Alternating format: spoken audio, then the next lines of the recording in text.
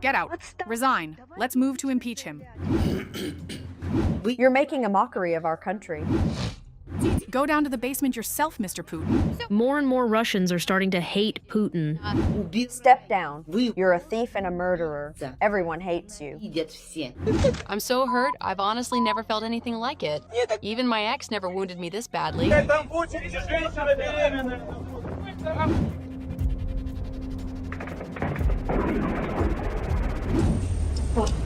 Russians have soured on the so-called special military operation. We get it now? We've warred ourselves out and robbed ourselves blind. Support for the authorities is falling fast. You office rats, I am so sick of you. I hope you choke, drop dead, and rot in your own filth. Protest sentiment is on the rise. There's only one option: gather outside the Kremlin and demand answers. What the hell is going on? The war Putin unleashed is knocking on Russians' doors more and more often.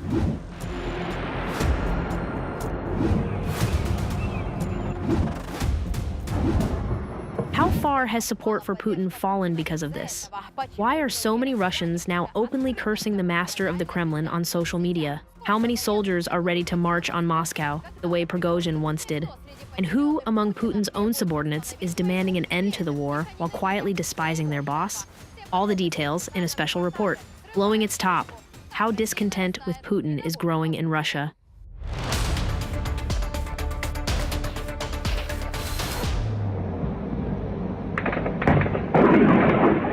This footage has already become a meme. The lid blew off one of the storage tanks at a Moscow oil refinery, and it's deeply symbolic. Many Russians say they're about to blow their own tops. Anger and irritation are boiling over. People are outraged, and not so much by the actions of Ukraine's armed forces, which strike military and fuel facilities inside Russia almost daily. They're outraged at the authorities, and at Putin personally, the man who started the war and won't end it. Did he think before he did it? Before he declared the special operation, he knew the air defenses were useless, that the budget had been looted, that corruption was everywhere. He knew all that, didn't he? And if he didn't understand it, after running the country for a quarter of a century, then he's simply degenerate, a man who's lost touch with reality. There are already thousands of such videos online. Russians cursing the authorities and Putin by name. Where is our safety? When you decided to launch the special military operation, you didn't ask us, the people. You didn't ask anyone at all. So guarantee our safety. And if you can't, then get out, resign. Let's move to impeach him. You've spent enormous sums of our money, the money we hand over to pay your salaries. In other words, we hired you to work for us, and instead, you started working against us. Even Russians who once backed Putin are cursing him now. People who tried to look away from the war. There was an unspoken deal between the authorities and the public. The Kremlin wages its so-called special military operation and pays mercenaries to fight it. And people watch it unfold, but only on television. Now the war is knocking on nearly every one of their doors. And Putin's officials tell people they aren't even entitled to know where the shelters are. Because supposedly this isn't a war, it's a special operation. And here too, people are ready to blow their tops. Where's our shelter? Tell me. Why are you shoving us into basements? Go down to the basement yourself, Mr. Putin. When a missile comes in, you won't hide anywhere. Even a basement won't save you. So there's no point going down there. Can you believe the kind of madness we've reached in this country? I couldn't find a single shelter. Ukraine proposes Russia halt the war along the front line. That both sides stop the drone and missile strikes. And Putin says openly on camera that he will not agree. He wants to keep striking peaceful Ukrainian cities. Our strikes deep inside Ukrainian territory are far more powerful, far more painful, and, let's be honest, far more destructive.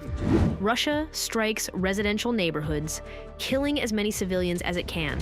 That's why Putin calls such strikes painful. But that's no comfort to Russians. Ukrainian drones and missiles are flying at Russian military plants and refineries right over their heads. God, everything's just on fire. 1, 2, 3. It's brutal. Should we get down? What do we do? Just please don't let it hit the house. This is no longer some far-off special operation. People see and hear the explosions, and they're losing their sense of safety. Ukrainian drones thrown off by Russian jamming, hit residential buildings, and more Russians blame not Ukraine, but Putin. People are starting to grasp the root of it, truly grasp it on a deep mass scale, that the war is here and that the decision to go to war is unquestionably Putin's prerogative. It is Putin who refuses to stop the war, and that enrages Russians. The dictator lives in a world of illusions, constantly repeating that Russian forces are supposedly seizing enormous amounts of territory. Across a broad front, they're advancing anywhere from 1 kilometer to 1 1/3 kilometers a day. This is a lie.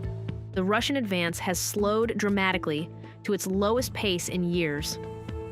In some sectors, Putin's army is even retreating. In May 2026, Ukrainian forces liberated more territory than the Russians seized, and Russia is taking massive losses. Even the so-called Z bloggers and soldiers admit there's no massive offensive.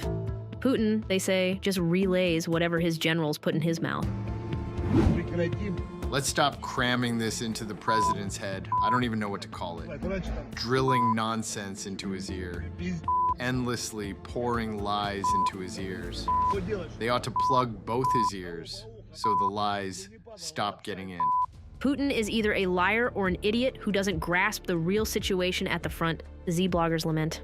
And they're outraged by that interview with a court propagandist, or rather, a pseudo-interview.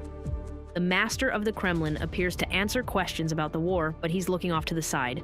You can see he's reading, from a teleprompter, a pre-written text, a badly staged play. Putin recites the usual lines about how the Donetsk region is supposedly about to fall. Ukraine's armed forces have no pre-prepared defensive lines.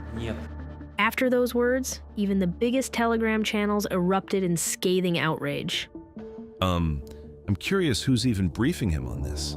Why the hell are you lying to him? What do you mean there are no defensive lines, for God's sake? Around Dobropilya, everything's still dug up, poured in concrete, wrapped in barbed wire. Soldiers who refuse to go to certain death in assaults are thrown naked into pits. Commanders take all their money, beat them, torture them. Putin knows this perfectly well. And a great many soldiers at the front no longer hide their hatred of him. So when are you vile creature, over 70 years old, so-called president, going to end all this monstrous madness? You still want to grab more regions? What on earth do we even need them for? Soldiers are brutally punished for words like these, but many can't stay silent anymore. They're being driven to their deaths anyway. Appeals like this from soldiers to Putin appear more and more often, sending shockwaves through the country. A video by Alexander Lunin, a participant in the war against Ukraine, drew more than 12 million views. Thousands of our soldiers are sitting in pits, punished by their own commanders, sitting there, rotting, subjected to torture and violence at the hands of the so-called Gestapo, for refusing to carry out stupid, suicidal orders, for refusing to hand over their money. And in the end, they get zeroed out. Lunin threatened Putin with a military mutiny. The veteran demanded the master of the Kremlin receive him in his office and hear what is really happening in the Russian army. The consequences will be very serious. If I don't come to the Kremlin soon and speak live on air beside you, the army will turn its weapons against the Kremlin. But the Kremlin could think of nothing better than to jail the soldier. Lunin was arrested. They suddenly found Nazi symbols on his social media, though many soldiers in the Russian army have them, and that never bothered Putin before. For him, the main thing is that soldiers don't criticize him, obey orders meekly, and go to their deaths. Putin is fixated on the war, and the more of his soldiers die, the more he leans toward a new wave of mobilization. People are already being snatched off the streets for the front, dragged into buses. On what grounds did you pull a young kid off the bus? Go on, tell me, did they all sign the contract voluntarily? Admit it, you were forced. We know you were beaten. You beat them. You animals. Damn you all. Russians don't understand why they need this war, and relatives of the mobilized beg to have their loved ones sent home. Let's help our men get home to their families. This is an unlawful deployment to the special military operation. My brother died in the special operation. He was in the 291st. I got the documents, but they never paid me the money. I can't reach anyone. And the unit won't accept the paperwork for the payments. Russians are worn out by the war and ask the authorities, and Putin personally, to end it. You sent our men off to fight over some scrap of land we don't need. Don't need at all. We don't want to be shelled. We don't want our children, our husbands, our fathers dying on your fronts. You're making a mockery of our country. Get out. You're a thief and a murderer. Everyone hates you. In many of them, anger, irritation, and disappointment are boiling, but they choose their words carefully so they won't pay for criticizing the dictator. So their appeals shrink to pleas, asking Putin to end the war he started. Vladimir Vladimirovich, maybe we could just stop all this now. Take the first step. We've already proven everything to everyone. We're a smart people. Maybe we could do things differently. Please, enough. Stop this war. Why are we focused on destruction and not on building? It's enough that women wait for their husbands to come home and never meet them. Enough that mothers lose their sons, that children's fathers never come home. We all want to live in a normal, peaceful world. The Institute of Conflictology and Analysis of Russia ran a telephone survey of Russian residents. Sociologists asked whether people backed continuing the so-called special military operation. Only 9% favored a long war, but the overwhelming majority, 81%, would back a decision to end the war against Ukraine immediately. Searches on the Russian engine Yandex for "When will the special military operation end?" broke all records in June 2026. 137,000. As this graphic shows, back in 2022, few cared. But once the mass strikes on Russian military and fuel sites began, Russians' interest shot up, and support for Putin fell, because the war and Putin are inseparable. Putin's imperial ambitions cost more and more, and ordinary Russians pay. That the war's popularity is falling fast shows even in the propagandists' broadcasts. Take Simonian, she no longer says, "We'll take Kiev in 3 days." Instead, she complains that tension in society is mounting. Our own disappointment with everything that follows from it. Huge numbers of Russians are now irritated by everything tied to the war, and society is deeply weary of it. Naturally, this general discontent drags down Putin's rating too, which for a long time was untouchable. Instead of support, or at least silent approval, Putin got a wave of nationwide fury, and that fury is felt most right here, in the miles-long lines for gasoline across the country, where people curse him for all they're worth. I'm so hurt. I've honestly never felt anything like it. Even my ex never wounded me this badly. Here's the result of Putin's policies. A country with vast oil reserves now has a gasoline shortage, and people stand in endless lines for half a day, sometimes more, fighting over gas. Can you believe it? Our town of Balakna has run out of gasoline. There's no gas anywhere in all of Balakna. It's 2:30 in the morning, mind you. Saransk isn't sleeping. Traffic jams, or rather not jams, but colossal lines at the gas stations. Lines like this, a kilometer long. No end in sight. People are furious, and Putin, as if to enrage them further, suddenly declares everything's under control and nothing out of the ordinary is happening. The problems arising are not of a critical nature. Everything is running smoothly for us. In many cities, the garbage goes uncollected because there's no gasoline, and farmers across the regions are in despair, unable to bring in the harvest with no fuel for their machinery. And Putin, in a pseudo-interview, squinting, reads off the teleprompter that none of this is critical, ignoring the reality Russians angrily complain about. Look at this line on both sides. And you jackals say everything's fine and there's plenty of gas. Putin's ought to be bent over for this. Bent over right on Red Square.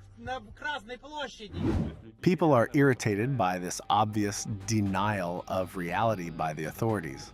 Everyone sees the situation getting worse and worse, So these stories about how everything's going according to plan start to infuriate them. Some take it as proof that the authorities take us for idiots, that they're simply lying, while others read it as proof that they've completely lost their minds up there and have no idea what's going on. That the Tsar himself has his head in the clouds and no longer understands what's happening on the ground. Meanwhile, an oil rain falls from the sky, and fallout like this has already come down in several Russian regions, including Moscow. Drops like these. Black. Everything's black. This is a disaster. For years, Putin told Russians the country had the world's best air defense. But it turned out to be full of holes, and the billions of rubles for it were stolen. So the missiles from the vaunted Pantsir systems, instead of hitting Ukrainian drones, strike a fuel tank at a Moscow refinery and blow its top clean off. The tanks, literally and figuratively, that of millions of Russians. A system worth trillions of rubles couldn't even protect Moscow. And yet Putin's press secretary reports that the air defenses worked successfully.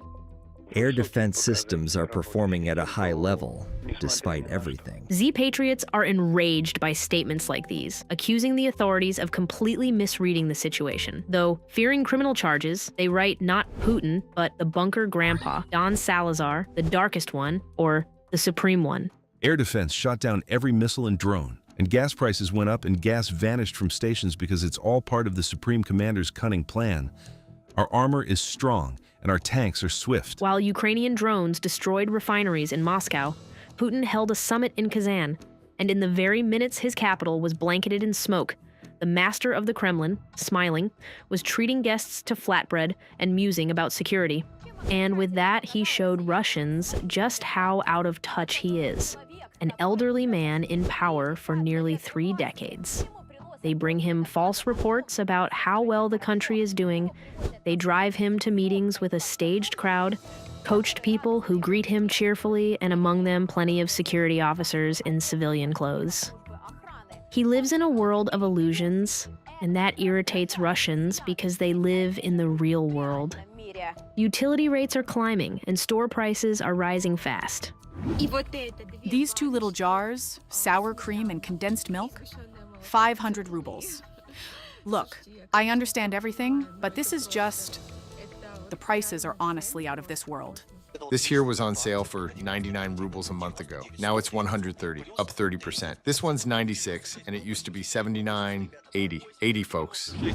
Where Russians once said politics didn't interest them and the war was far away, now everyone feels it in their own wallet. Since 2022, Putin insisted the sanctions weren't working, that the economy had adapted, and that the so-called special operation had no effect on the country's well-being. But now Russians see he was lying because every day life gets worse.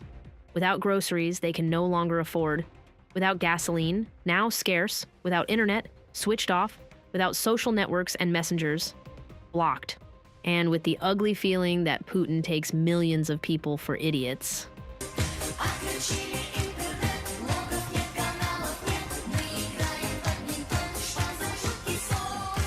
This song, performed by a children's ensemble on Channel 1, was meant to cheer people up. But for most Russians, it somehow doesn't work, and the anger only boils higher. You've lost your minds. You flat out crossed the line, because blocking the internet now is the same as burning films in the 20th century, or banning cinema entirely, instead of a few individual works. Come on, folks, you don't get it. You're destroying business. You're destroying culture, destroying education. You can't function without the global internet. You people have completely lost your minds. Every last one of you in power, without exception, has completely lost it. But Putin couldn't care less about Russians' problems because he is obsessed with seizing Ukraine and ready to destroy his own country for it, which stirs discontent even among Russia's elites. They wouldn't dare say it aloud, of course, but they can't endure it either, so they can only ask for the war to end. Even deputies are saying as much. It's abundantly clear the economy can't sustain a prolonged continuation of the special military operation. Officially, 40% of the federal budget goes to defense and security. What kind of development, investment, or capital spending can we even talk about? Some oligarchs are calling for an immediate ceasefire too. Oleg Deripaska, for one, along with the head of Russia's Sberbank, German Gref. We're all worried about the same thing. I don't think there's a single person in this country with any other concern besides the swiftest possible end to the hostilities. That much is obvious. It's no longer just ordinary Russians, but the elites too, who have begun to understand that Putin is leading them to the abyss. He's destroying the very foundation of the regime, the thing it stands on, and it's in the regime's own interest that at some point, for the sake of self-preservation, the system will have to get rid of Putin. Any change there happens explosively. Honestly, I believe less in some kind of protests and more in a peculiar revolt of the elites. Not too quiet, not too loud, but unmistakable. Because, once again, the question arises, who needs all this to continue, apart from Putin? Putin senses a revolt brewing among the elites and fears for his life. So more and more often, he vanishes from view for long stretches, sitting in his residences, which is why bloggers nicknamed him the Bunker Grandpa. Another fact shows he's afraid. In June of this year, by his own decree, the master of the Kremlin sharply expanded the Federal Protective Service, responsible for his personal security. And protest sentiment is rising from below, too, among ordinary people, with soldiers saying more and more often that it's time to take to the streets. There's only one option: gather outside the Kremlin and demand answers. What the hell is going on? Independent sociologists say Russia already has every precondition for social upheaval. The moment something appears, some glimmer of hope, people are ready to fly toward that light. So the potential is there, and some sharp uprisings could happen now. It's starting to boil over. The way events are developing in Russian society and the mood there are heading in a completely different direction than the one the Kremlin wanted to steer them. This grumbling, often as a result of the war, could well lead to a social and political explosion. It's a matter of time and circumstances. Putin is behaving so idiotically that I believe real protests could actually begin. For nearly all of Putin's time in power, propaganda molded him into a strong leader, an alpha male, one moment bare-chested out in nature, the next on a bomber, then descending in a bathyscaphe to the bottom of Lake Baikal. Yet people who knew him before his presidency say he didn't stand out at all, a gray mouse, and in the KGB, he was nicknamed Pale Moth. Let me say that again. My throat caught. And now Putin is 73, and no propaganda can mold him into an alpha male anymore. He looks more and more sickly, and his attempt to shout, "Hooray!" is already a meme. Троекратное ура! Hurrah! Hurrah! Hurrah! He stumbles more and more often and freezes up for long stretches. And mixes up his words. He just claimed Russia would encircle Stary Oskol any day now, but that's a city in Russia, 100 kilometers from Ukraine. And many Russians keep asking the same thing. When will the aging dictator finally go? How long can he cling to power? That the government never changes at all. That's the #1 grievance. Popular blogger Victoria Banya tells Putin in plain words, "They are afraid of you. The people are afraid of you." But fear is giving way to irritation. And former pro-Kremlin blogger Ilya Remeslo wrote what many in Russia are thinking. Vladimir Putin is not a legitimate president. Vladimir Putin must resign and be put on trial as a war criminal and a thief. Support for Putin has dropped to its lowest since the full-scale war began. Even by the fully state-controlled Polster Russian Public Opinion Research Center, in April 2026, the master of the Kremlin's trust rating fell to 29%. People were asked which politicians they trust, with no answer options to choose from. And Putin's name, if Russian Public Opinion Research Center is to be believed, came up from only 29%, half of what it was in 2014. But even the 29% is most likely dressed up because Russia is an authoritarian country and its sociology is wholly state-controlled. And yet, after that poll, publication of the data on Putin's support was suspended, and then they changed the methodology. At first, these were telephone surveys. Then they switched to in-home surveys. And support for Putin immediately went up. Saying, I don't trust Putin under Russia's current repression means you're asking for real trouble. Putin, after all, is the supreme commander-in-chief, right? And when you publicly say you don't trust him, you're inviting a charge of discrediting the Russian army. And that's a serious charge. As someone sentenced under it myself to 8 years in prison, in absentia, by the way, since I'm fortunately not in Russia. So it's a serious charge, and few people will want to take that risk. That's why, when asked point blank whether they trust Putin, people say, I trust him. But when those same people are asked which politicians they trust, they don't name Putin. They don't name him because there is no trust. There's fear and there's anger, and the more anger, the less room Russians will have for fear. All the more so since Putin and his regime grow weaker by the day. Russia's history shows power. There has rarely changed hands peacefully, but when discontent grows too strong, change comes fast and unexpected. We're bored. It's stagnation. We want some action.